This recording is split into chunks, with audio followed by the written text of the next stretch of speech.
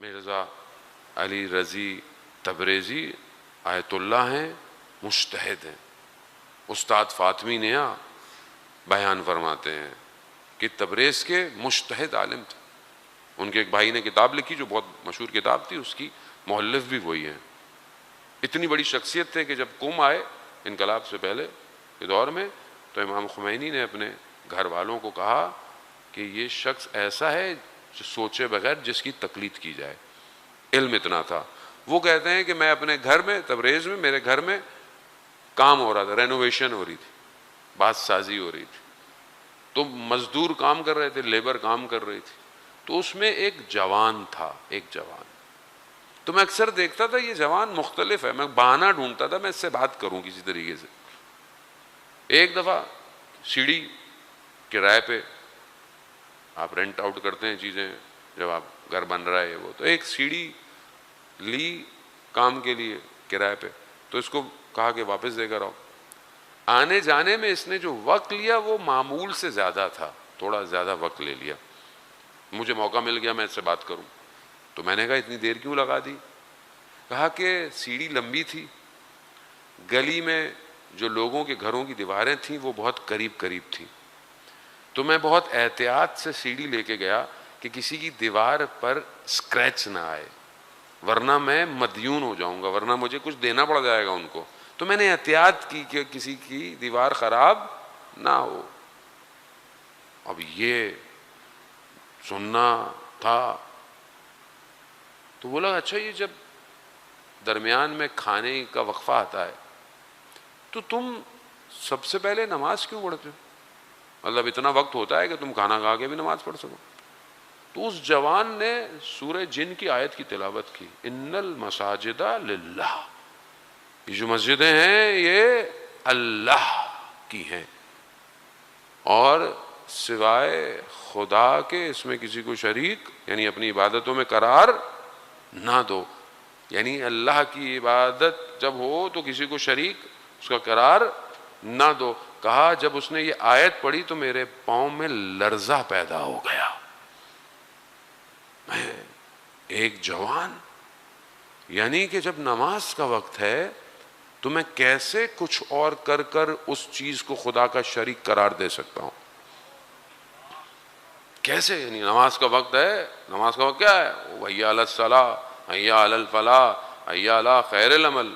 اور یہ میں اپنے لیے کہہ رہا ہوں، آپ یقین کریں میں آپ کے لیے نہیں کہہ رہا، میں خود اپنے آپ سے کہہ رہا ہوں کہ جب نماز کا وقت ہے تو میں کسی اور کام کو انجام دے کر خدا کے ساتھ کیسے شریک قرار دے رہا ہوں؟ یعنی میں اس چیز کو پرائرٹی دے رہا ہوں. واجب ہونا، مشکل میں ہونا، مجبوری ہونا ڈفرینٹ ہے. ہو سکتی ہے انسان مجبوری ہو، پریشانی ہو، پاکیزگی ہو، کوئی مسئلہ، لیکن جب کچھ نہیں ہے، گھر میں بیٹھا ہوا ہوں، باتیں کر رہا ہوں، ایسے ہی بیٹھا ہوا ہوں، کیوں دیر کر رہا ہوں؟ مثال کے طور پر میرے پاس تو چلیں بہانہ ہے تھوڑا کہ مجھے مجلس پڑھ کے فوراً جانا ہوتا ہے کہ مجھے آگے مجلس پڑھنی، لیکن مثلا آپ لوگوں میں بھی ہو سکتا ہے کسی کے پاس ایشو ہو، جینون ایشو ہو، یعنی کسی نے یہاں سے جانا ہے کسی اور جگہ مجلس میں پہنچنا ہے مغرب کے فوراً بعد، جیسے یسرب امام بارگاہ میں مجلس ہوتی ہے، ہو سکتا ہے کچھ لوگوں نے یہاں سے جانا ہو، کسی کے اور مسائل ہوں. لیکن اگر کسی کا کوئی مسئلہ نہیں ہے تو وہ مجلس اور ماتم کے فوراً بعد نماز ہوتی ہے، تو یہاں ابھی جگہ نہیں ہے بیٹھنے کی اور وہاں پہ کہتے ہیں 3 صف بھی پوری نہیں ہوتی. سوال ہے جانے میں. اب جب عالم نے یہ دیکھا کہ یہ جوان ایسا جوان ہے تو اس سے بولا کہ میں اصل میں معذرت چاہتا ہوں، میں صرف آپ سے بات کرنا چاہتا تھا، کیا امام زمانہ کے بارے میں آپ کو پتا ہے کہ کہاں ہے؟ اس جوان سے پوچھا. آیت اللہ اللہ صلی علی محمد وآلہ، وہ خود مجتہد ہیں، اس جوان سے پوچھ رہے ہیں امام زمانہ کا پتہ ہے آپ کو؟ امام زمانہ کہاں ہے؟ فوراً پوچھا، بغیر مقدمے کے پوچھا. کہاں؟ ہاں امام 1 گھنٹہ پہلے تک آپ کے شہر میں ہی تھے.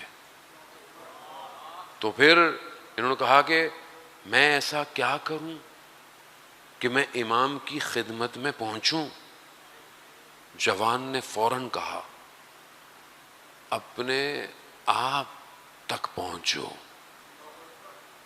یعنی مراقب، تھوڑا اپنی طرف توجہ،